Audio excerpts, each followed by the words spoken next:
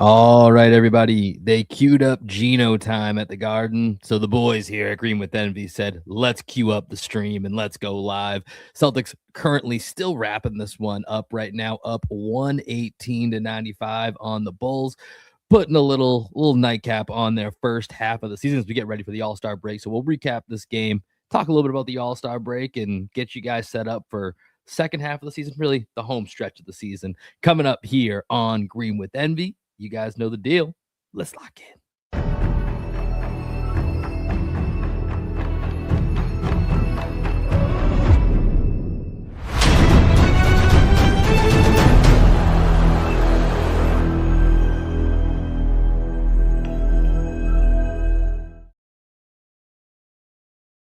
What up, what up, what up? Welcome into another edition of Green with Envy, a Green with Envy early post-game live. Celtics still wrapping this one up here, but it's 121-95 with just over 2 minutes left to go. We decided that the Bulls wanted to start their All-Star break early, and so did we. So we figured, let's cue up the mics. Let's get it going. As always, this is your boy Will Weir checking in. How you doing? How you living? Joining me as he does each and every time, my best friend, co-host, and the coach of our podcast, the one and only Greg Manakis. Greg, if you're like me, I'm assuming you might have this up on a second screen or a second tab, just watching the end of the game. I got to say, the one thing I'm really looking for here, does Jordan Walsh have yet another putback dunk in him? Because he's on a tear with his dunks tonight. Yeah, things I'm looking at, Jordan Walsh's performance, and Joe Mazzulla, take Peyton Pritchard off the goddamn court, man. What are we doing? We're up 20 points with a minute 30 left. Just get him off the court. The game's well in hand. He's your sixth man. He's now Anthony Simons is gone. He's all the punch you need off the bench. And why is he on a goddamn court? Driving me nuts. But Jordan Walsh has been amazing. He's the story of this game. Comes in early in the first quarter, I think after Ugo messes up. Ron Harper Jr. gets the first call off the bench like he did in the last game. And Jordan Walsh is like, listen, I need to play. I deserve to play, and let me prove it. I'm going to play so hard. Did you hear I was third on the Green with Envy power rankings? They put me third on the power rankings last episode. That's tough. You got to put me in. You got to put me in. And as we speak, Peyton Pritchard continues to drive to the hoop with 1:18 left in the game. But Jordan Walsh's story of this game, man, what were your thoughts? I'm so happy that I texted you and I was kind of like, hey man, what are we gonna talk about tonight? This game's kind of a blowout, right? And you're like, well, we got to talk about Jordan Walsh. And in my head, that was already a part of the rundown here. Because the number one thing I noticed, like you said, I don't remember if his first appearance was either end of the first quarter or beginning of the second quarter, but only time this game was close is really for a little bit in the first quarter. And then I think, the last 2-3 minutes, Celtics pulled away, and it's just been the same story every night. But it definitely coincided with when Jordan Walsh entered, and specifically when Jordan Walsh was guarding our guy, Anthony Simons. And you could tell Jordan Walsh has been watching the tape all year long on Anthony Simons, who hit a couple of shots early on that, you could tell Drew on the broadcast was like, I'm going to drop the Inferno. I got to give Inferno some love. It's my last time for this season to be able to do that. And Jordan Walsh was the fire extinguisher tonight. He came out there and said, oh, hey, dude, I've watched you all season because I had to sit my ass on the bench after my hot streak, and you can't handle pressure, and I'm going to turn into a junkyard dog tonight. And he went all out on Anthony Simons, and that's what flipped it. And then his momentum, Eddie House was talking about this, like his momentum from the defensive side then came over to the offensive side. And I think he was 7-12 from the field. I'm pretty sure out of those 7 shots, at least 4 of them were dunks. So Jordan Walsh was just very aggressive getting to the basket, maybe even 5. I think it was 5 because he had the breakaway dunk off when he peeled Simons at half court. He had a dunk off of a backdoor cut, maybe 2 backdoor cuts. I think he had 2 backdoor cuts and then 2 putbacks. So yeah, and he just had another block as we're talking right now. So that's 3 steals and 2 blocks for Jordan Walsh. And this was the Jordan Walsh we were seeing in December. Like his December stats are ridiculous. His effective field goal percentage in December was like 80%. Over the last 15 games, he's been playing. He hasn't been playing well over the last 15 games. And he needed a game like this going into the All-Star break. Noticed he shaved his head. The patches of hair that were growing back in, they were not there tonight. So I'm wondering if he was like, you know what, I was growing it out, but I need to shave this thing. Like I need to, some superstition. I need to have it clean shaven going into the break. Maybe he's traveling to Cancun or something and wanted the Chrome Dome going to Cancun. Wanted to have a little shine off the sunlight down there, off the beach. Yeah, as Peyton Pritchard and Anthony Simon step up.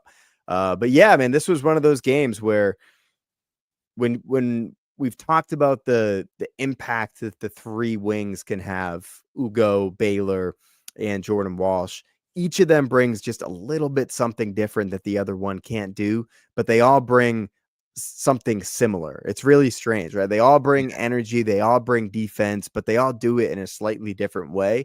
And one thing that I was thinking about with Jordan Walsh's backdoor cuts out of the slot with Nikola Vucevic running the delay at the top is sometimes it takes a complementary piece to unlock something in you, right? And if Vooch could be that for Jordan Walsh, some guys just have like a natural chemistry, and you saw that out of Vooch tonight.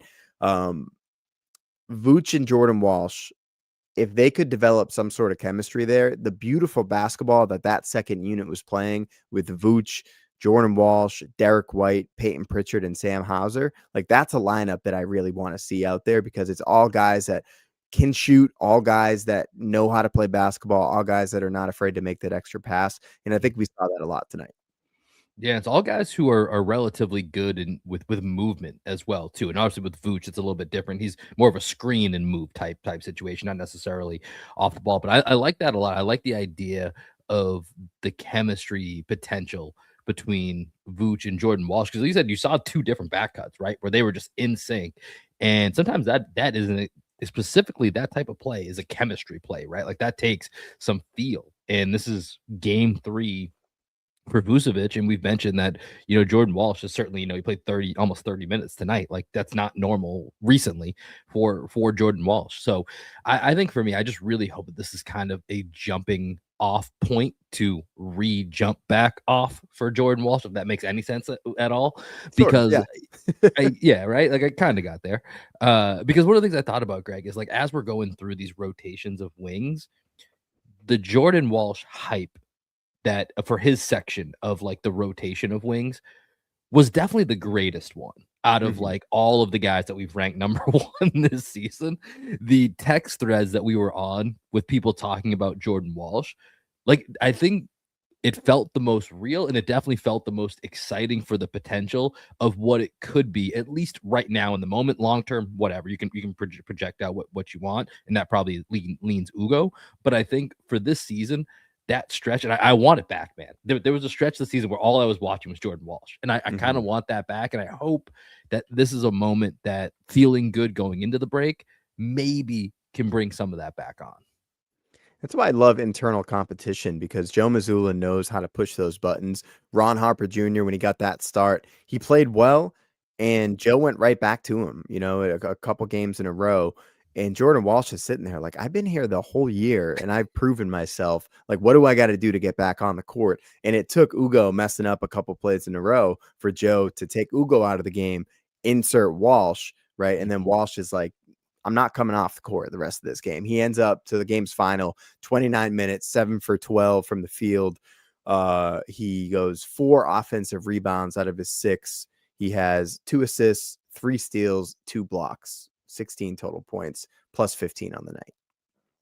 Yeah, this is an early season Jordan Walsh game right here, just like quintessential. And it was good to see, because it's been a while. Like you said, it's been a while since we've seen a night like this. He's had a few small moments, but nothing like this that harkens back to what we saw, and that I think got Celtics fans really, really excited early in the year. So I think that's a huge part of this. And overall, Greg, this is kind of the perfect game for the Celtics to go into the break, right? A Bulls team that is just deconstructed after. Dude, what is up with their roster construction, man? It's Dude, crazy. I don't know what it is. But undersized guards. It's technically a basketball team, but it's not really a basketball team. Like the names that they were throwing out there, like Simon, Sexton, Ivy, Dillingham. Those are all guys that are like 6'2" and under. Yeah, they're and here's the guys. thing. Giddey and Trey Jones, who are two other guards that are going. Giddey's maybe probably their best player, and Trey Jones is a really solid point guard. Like those are two other guards that need to play on this team that actually weren't active tonight. What are your So thoughts on Rob Dillingham? Tonight was my first extended look at him. He had a couple moments where I was impressed. He had one where he got to the rim, and I was like, for a guy that skinny and frail, I was a little impressed with that finish. Overall, it was kind of mixed, to be honest. Like defensively, I'm just like, I don't know what he's gonna do. Like, I don't know how you survive with They Rob said he's Dillingham listed out at there. 6'2.5". He's like barely the same size as Peyton Pritchard, who's like 6 feet and a Yeah. half. So I mean, I've always thought he was like 5'11".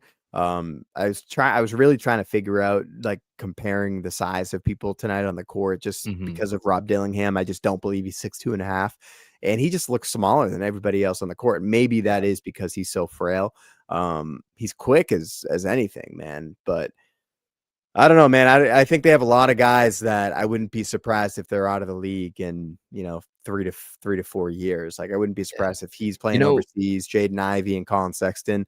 I think That's the guy Simons that I is was going gonna to talk stick about around. was Jaden Ivey. Jaden Ivey, man, it's crazy to where he's at now. And I know part of this might just be he needs a little bit more time to get back from his injury, but it was like, what happened to the Jaden Ivey where it's like this is the centerpiece of if the Pistons want to make a big move for Lauri Markkanen, it's Ivy and 2 picks and you figure out the rest. Like that's the big move, right? And like, I was there for Ivy's, I think, second or third game back when he was with the Pistons earlier this year, and I didn't even notice him on the court. And like, granted, coming back from an injury, you never know. We're gonna go through this with Tatum potentially, and I don't think it's gonna be obviously to the level of Jaden Ivey, but it's like I've watched the Pistons several times with Jaden Ivey, didn't notice him in almost any game, and then to see where he's at today. And that viral clip of him was going around from over the weekend where it was like, I don't know what's gonna happen next. He ends up firing the ball off a guy's chest. It's like it's a pretty rough time for Jaden. A lot of good viral clips coming out of the NBA over the past week, man. The fights that are happening. We got to talk about the beef stew fight. That was great. Oh yeah. Well, I was waiting for someone to get their head taken off. And like when you saw that beef stew was involved in an altercation, did you like immediately run to your phone to watch it? It was one of those things where I was like, I gotta see this because I wasn't watching the game live. So I'll tell you what, I'm really upset at myself. I saw that it was the Hornets Pistons, and it was a little bit before that fight. I was like, you know what? I'm gonna check out that game. But I was like doing a few other things, and I was like, I'm coming back to that game. I'm just gonna check if it's close in the fourth quarter. I'm going back to it, and I had an eye on it. I think like probably like 9 minutes in the third quarter, and I did something else for like a half hour, and I came back, and it still said third quarter, but 5 minutes, and I was like, wait a minute, this is, how long did it take? And that's when I went to Twitter and I saw everything, and I was so mad at myself because I would have tuned in right at the point where that fight was about to go down. So I was like devastated at myself for not having tuned in right when I had thought about it. But yeah, as soon as it came out, I've seen a million different clips of it. I think I sent you the one where they put Stone Cold's music come into it when Beef Stew comes running out. When I heard it was Miles Bridges he was going after, I was really rooting for him to connect. Oh, absolutely. He got him by the hair. He was squared up, ready for it. He did get him by the hair a little bit. But man, I love Beef Stew. Beef Stew is great. And like I love the way that the Pistons reacted to it, where even their coach was like, yeah, they're like brothers. They were like, I'm not going to condemn him. I'm not going to say anything else. Like you fuck with our guys, you get fucked back with. Like that's what happens. Like I was surprised he only got 7 games. I feel like that's like a 15-game suspension, like coming off the court and coming out swinging. Like I feel like that was pretty egregious what he did. Isn't it like you're like never supposed to leave the bench area? Is it like leaving automatic the bench multiple is games? like I think that's like 3 or 4 games automatically just for like leaving the bench. Yeah. And then the swinging part, I mean, I guess everyone else in that got, I think it was Duren and Bridges got 4 games, or Diabate and Duren got 4 games and Bridges got 2 or something like that. So maybe it was just like, all right, he gets 3 for coming off. We'll just match the other 4 with Diabate was ready to scrap, man. He broke through Beef Stew style to get back at Duren. I got to say, Duren's little pivot to avoid the swing at half court was pretty smooth. Dude, I like that Duren thought it was over with, and then he had to square back up because he was like walking away, and then he like just came back in and like did a little flip. But did you hear Jaylen Brown talking about the fight? I didn't. What'd he say? So he was streaming on Twitch the other day, which by the way, I tried to tune into the whole. I was like, you know what? I happen to be on Twitter. I was like, let me check this out. Tuned in for like 5 minutes, and I was like, I don't know what's gonna happen. I don't want to sit here waiting for maybe something. I'll just catch a clip later. But he ended up talking about it, and at that point, because he was streaming live while it was happening, so then him and his boys were like all reacting to it. And there's that clip of, I think it was Duran put his hands like kind of smushed Diabate's face, and they were all of Jalen and his boys like, that's when it got escalated right there, Yeah. which is ironic because I think Duran actually got the least suspension out of anybody in this. And I think what he said was, yeah, you try to smush me in the face, then you got to die. Was what Jalen said. He's like, you got to die. It's over after that if you try to smush me in the face.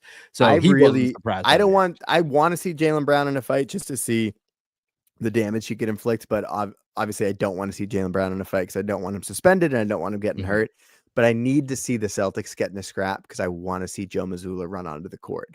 I need Joe Mazzulla to have his Jeff Van Gundy moment, but instead of just like hugging someone's leg, he actually does some like heel hook, ankle lock, and snap somebody's Achilles. Like that's what I want to see out of Joe. Joe's gonna suspended for the rest of the season. Yeah, he's gonna black out if that happens. He's gonna get into the mode, psycho.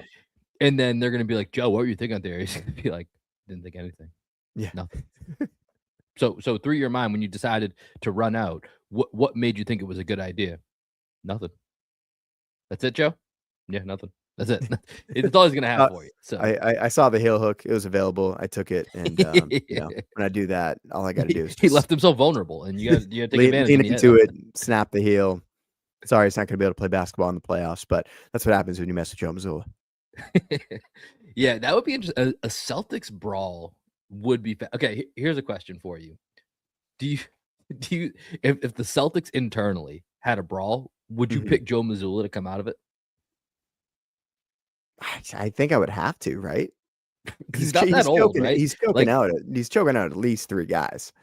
I mean, he's 37, right? Or 36. He's our age, right? Like, you know what I mean? Like, this isn't usually coaches, even if they're retired players, are in their 40s, bunch of injuries. Like, he stopped playing basketball 7 years ago, right? Like, he's been coaching that whole time. So he's kept some mileage down. He doesn't have like, all this bad cartilage and everything else like a Sam Cassell might have from playing for 13 years. And there's a clip of him, in practice the other day where he was out there in the middle of the drill playing defense. So, that he, by all accounts, he was the best player on the court in the media game. So, Joe definitely is still in shape, dude. I wouldn't mess with Joe. That's for sure. It's tough, man, because we don't really have like, I think obviously because of Jalen's, boxing and Muay Thai background, I think that would be probably the final that I would look at is Joe versus Jalen. But there's not really like there's not those Bobby Portis types, which by the way, I did think about, man, how it came up today when they were Eddie House and Drew Carter were talking about like self-motivation, like making stuff up and how Joe does that. And it made me think of your Bobby Portis on the Celtics take. I was like, oh God, those two psychos together, that would be entertaining. Cause I think Bobby Portis is the one that said he imagines his opponent smacked his mother before a game to get motivated. He's crazy, man. But I that's a good pivot point talking about Bobby Portis, because I do think we need to talk about Vooch and his game tonight. We talked a little bit about it in the passing that we saw to Vooch, but this was the first time we saw Vooch knock down some shots, right? And I gotta tell you, man, it reminded me a little bit of KP. Like what he's able to bring, the passing, the backdoor cuts. It's like if KP was just, that's the theory. Shrunken down to 6'10".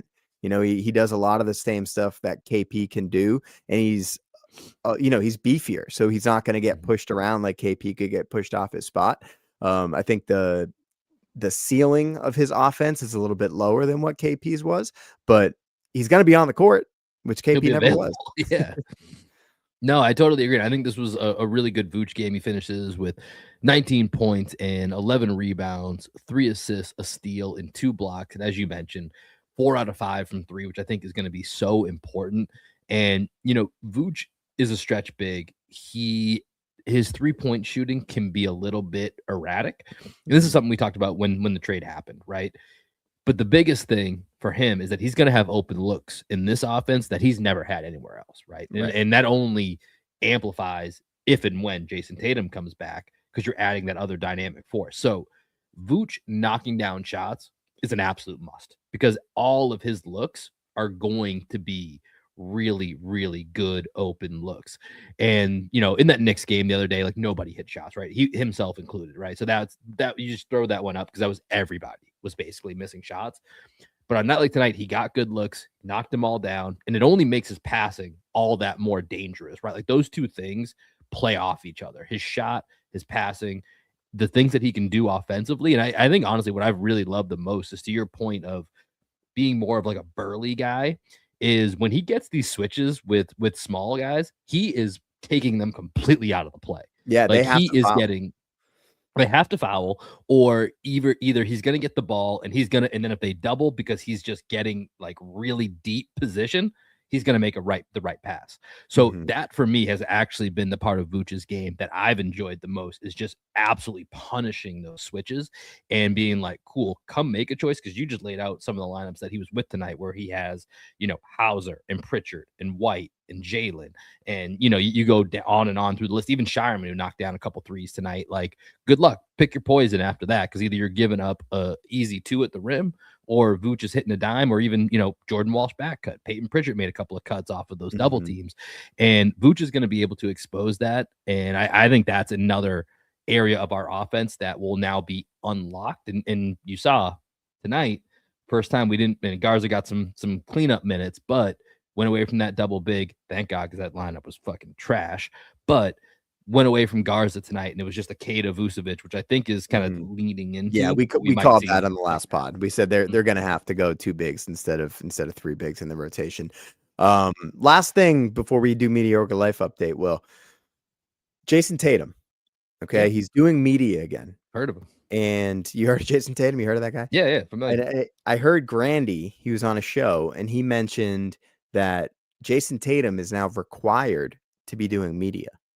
So it's not just he's doing media just because he practiced, but now because he's ramping back up and he's tracking to play, the league actually requires him to do media. So another like kind of behind the scenes tea leaf reading that can tell you, hey, Jason Tatum probably is going to play this season because the league is now mandating Jason Tatum is available to the media, whereas before he was not mandated to be available. So Grandy dropped a good nugget there. I wonder how they track that, right? Because I feel like sometimes with injuries, you just all of a sudden you get like, man, when's this guy coming back? And all of a sudden you get a Shams update like, hey, Jokic is playing tonight, right? And so I wonder how and maybe it's different for guys that were on like, and I don't know if maybe Tatum was on like a certain IL list designation like earlier in the year, because they knew he wasn't playing for the first 2-3 months. So maybe with something like that, it's a little bit different. But again, it's funny how this whole process has played out, right? But if you're gonna trust anyone, you're gonna trust Grandy on that. Like he wouldn't say that if it wasn't true. Yeah, 100%. And it's in the last week, I'm back to I think he's coming back. I still think so, and I think the time frame that you and I outlined last episode is pretty accurate, right? Like I think it's that Brooklyn game is the opening shot, and then I think it's up until about I think it was March 14th, that like Wizards Friday night, that homestand where it's like Washington, Phoenix, and I forget who the next game is, but there's a time frame that makes sense. If it doesn't happen within then, I think it's out, but I think we're getting closer and closer to that point, and it's pretty exciting. It's exciting to think about. I don't want to let myself go too far down that path, but it is pretty exciting. I know you want to get to mediocre life update. I did have one other thing that I wanted to hit me with it to bring up. I got a crying baby, so keep it somewhat short. Okay, I gotcha. Yeah.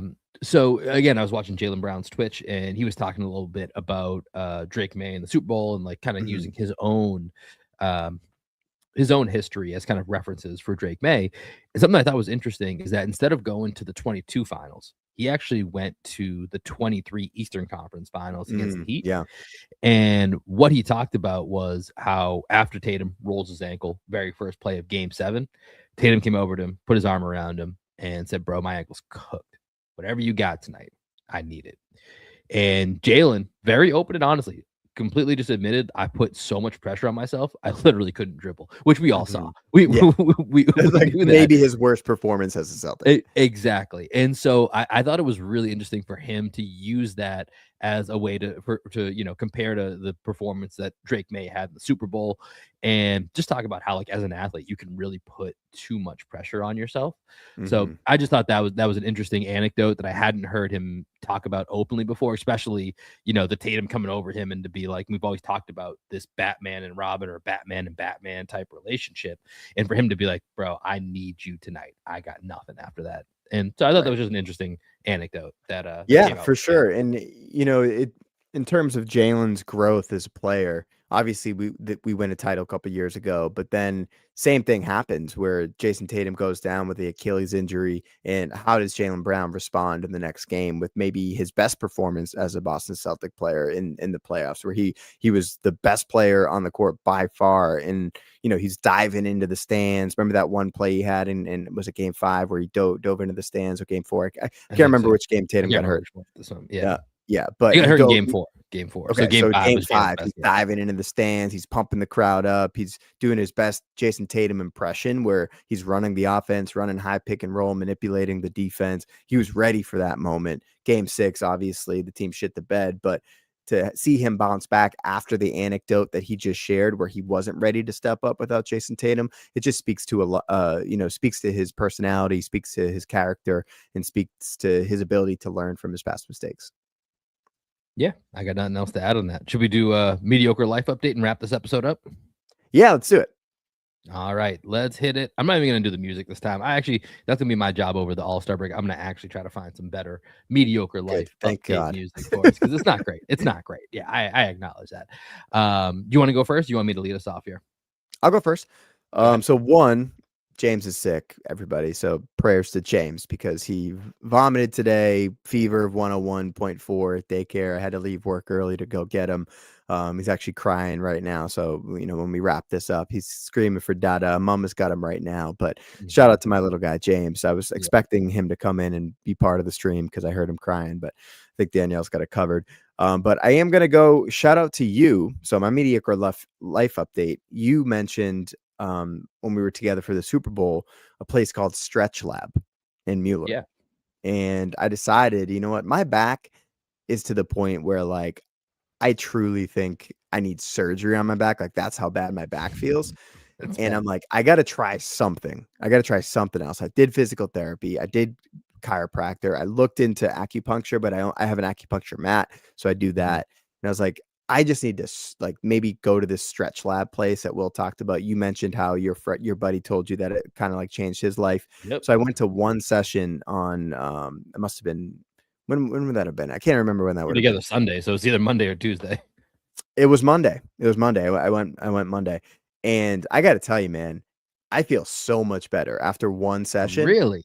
They hooked me immediately, where I'm like locked in for the next 3 months, 8 sessions a month. Like, sign me up for the highest subscription model that you have. I'm in, because I felt so good after one session that I've had 2 back, like, painless days, back-to-back painless days in my back, which I haven't had, I don't think, in over a year. So pretty excited about that. I've been doing the stretches, been doing the homework that they've been giving me. Basically, when you go in there, they have some model that you put your hands over your head. This is funny, because I referred you to this place. I've never been. I've only heard my friends talk about this. I've never actually been.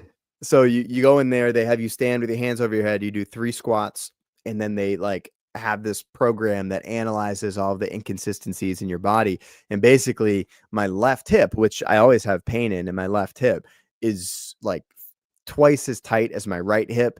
And when I do a squat, it makes my knee turn out. And then they were like, okay, so if we just fix your left hip, that's gonna, like, trigger a lot of chain reactions through your back, and you're just gonna feel a lot better and instant relief. And I was like, yeah, I've heard this. I went to chiropractic, I did all this stuff. And I gotta tell you, man, it was like instant relief. So what did they do differently than your chiropractor? They identified exactly where the pain was emanating from. So it's my left hip, which is super tight, and, like, rotating inwards is where most of the pain is. And it's actually pulling on my lat. So your lat starts at your hip and goes all the way up, like all the way up to your armpit. and that's where I experience a lot of pain after I play basketball. I have to ice my hip, and I'm like, damn, this hurts a lot. But apparently, it's just causing a lot of pain in my back. So shout out to Stretch Lab. Okay. I will continue to update the people to see if this is actually a remedy for back pain that I've had since last. So 2 Thanksgivings ago was when my back really Oh, started dude, I was bothering me. no, wait, was it 2 things when you were holding James and your back gave out? Yes. You just Yeah. threw him to me. You're like, I can't do this right Yeah, now. that was the day. That was the day. You were there. You witnessed it. Yeah. So that's my mediocre life update, man. I'm on the road to recovery. Dude, shout out to Stretch Lab. All right, maybe I gotta stop just giving them referrals and actually go check it out myself. It's pretty expensive though. It's pretty expensive. I'm I'll paying be for the honest, that was HSA. what prevented me from Yeah. going. I was hoping because they don't really have like you basically have to buy a package, right? They don't really Yeah. have like, oh hey, you can do it by session, and I'm like, cool, I You can do it like can. It's like if you do it by session, it's like $125 per session, which is like yeah. who's paying that? Right. It's like, what's the point of that exactly? So that I remember now, like that is what prevented me from going to check it out when I was like, oh, because I don't have a specific thing. I just like in general should probably stretch and be more healthy. And I was Mhm. like, oh, this could be good. But my friend at work that suggested it, shout out to my guy Alan. I remember he was like, he told me this like 2 years ago, and it's or a year and a half ago, and it's like stuck with me because he was like, dude, because he doesn't really work out, but he was, we sit at a computer all day, and like he was like, dude, my back was like so messed up, and like I was trying all these different things, went to Stretch Lab, and he was like, dude, they told me it was my hamstrings. And I Mhm. was like, what?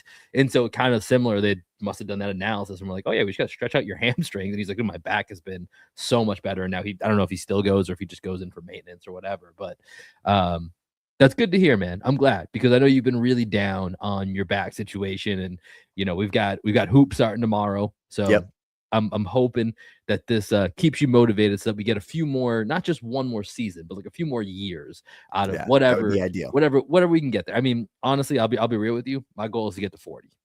So that Okay. means we got 4 more years. Like Love it. that's really what I want to get to. And then maybe we can go to the 35, 40 plus leagues and we'll see. Although you're entering the senior man league now. So let me know. Let me know how that goes. But I'm glad to hear that you're doing better. Shout out to Stretch Lab. All right, my mediocre life update. It's funny, yours was kind of centered on me. Mine is a little bit centered on you because I think it's something that you're just gonna really appreciate. Had a double soup day today. Big soup Ooh, day baby. today. So I was sick yesterday. Dude, I don't know what it is.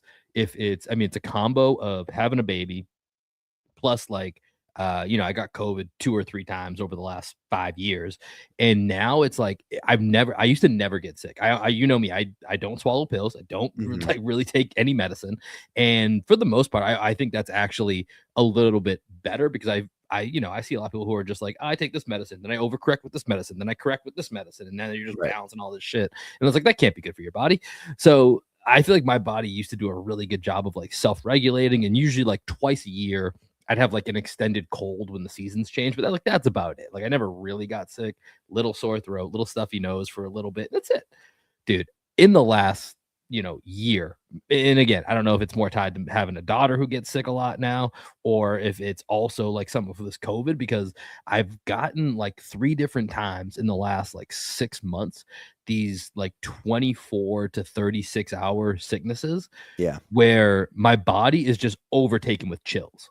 Like Yep. it's the worst feeling. It's like yesterday, just I had a headache all day and then just chills building up, building up, building up.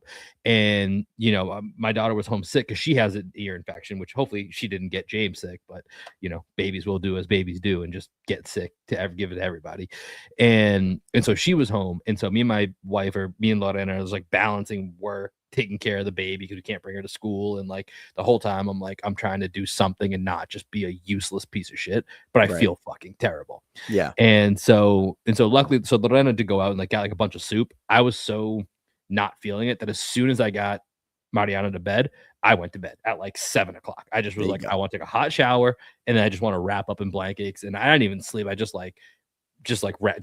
got warm basically because I was so Yeah. cold from the chills. Dude, that 24 Uh, hour like chill virus, whatever that is that's out there, I've gotten it a lot too, man. I don't know oh, what it it's is. I don't know terrible. if it's like I've never gotten norovirus it or before, dude. It's like dude, in the same. last year it's happened. It's probably from the kids. It's probably something that we just haven't been exposed to over Yeah. the Do past you think 30 there's a years of do you our think there's life. a bunch of parents listening right now that have like, 10-year, like 3 kids or 10-year, like a couple of 10-year-olds are like, yeah, dude, it's called fucking parenting. Like, Yeah. like that's your life now. It would be me and you are like, Sleep dude, what deprived, is going immune on? The system world's compromised. changing. Yeah. Oh, man. What kind of soup did But you have? so yeah, so as a result of that, my wife went out and got soup yesterday that I didn't eat today, so we had some left over. So had some chicken noodle soup for lunch, which was Okay. chicken noodle soup. I hadn't had it in a long time. I'm Where'd you not get a your soup huge from? soup guy. It's just HEB, which is the Okay. local Yeah. supermarket here for those that don't know. But some chicken noodle soup, and then for dinner we did some grilled cheese with tomato soup. Oh, Which tomato soup classic. is underrated, man. Yeah. It's funny. We already did. We started mediocre life update with my revelations on tomatoes. I've liked tomato soup. Again, I don't know why I was so against tomatoes. I like tomato soup. Think I've always liked tomato soup, or at least I used to be anti-tomato soup without knowing if I like tomato soup. When you It's just think just you don't like sauce. one thing. Yeah, it's just sauce. It's hot Yeah. sauce. It's Yeah. it's hot red sauce. Exactly. Yeah. That's all it is. But yeah, that with some grilled cheese, it was fantastic. So nice little, barely ate anything yesterday. Today, nice little double soup day. Went for a run this afternoon. Good for I'm you. feeling good. I'm feeling back. Good for you. Are you watching the All-Star game this weekend? Absolutely not. Yeah. I'm not I'm even gonna tune in. I'm not gonna watch Well, any so here's part the of thing. it. I'm just I out. will say I have no plans to. If I'm sitting around and we're doing like literally nothing, I'll probably check in on it.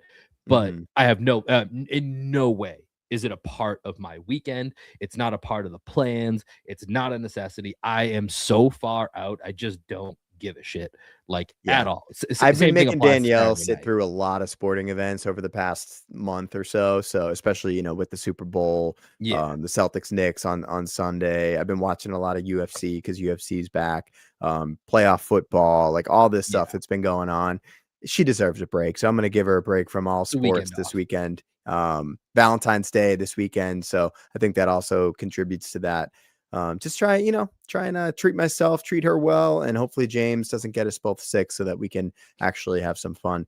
And then I'm looking forward to my 37th birthday, which is right around the corner, man. February 23rd. It's on its way. So, and officially entering my late 30s. Hopefully I enter my late 30s with a fixed back.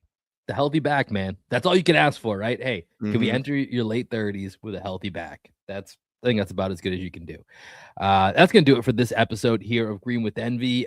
Just quick programming update. It's the All-Star break this weekend, so we may have something for you this weekend. Honestly, we might not though, just given the fact that unless something crazy happens or the All-Star turns into more interesting than we expect, we'll probably wait and do kind of a setup episode sometime early in the week. Celtics don't play again until next Thursday when they hit a West Coast trip starting out in Golden State. So make sure that you are locked in on all of our socials. We will have obviously videos coming out, shorts, clips.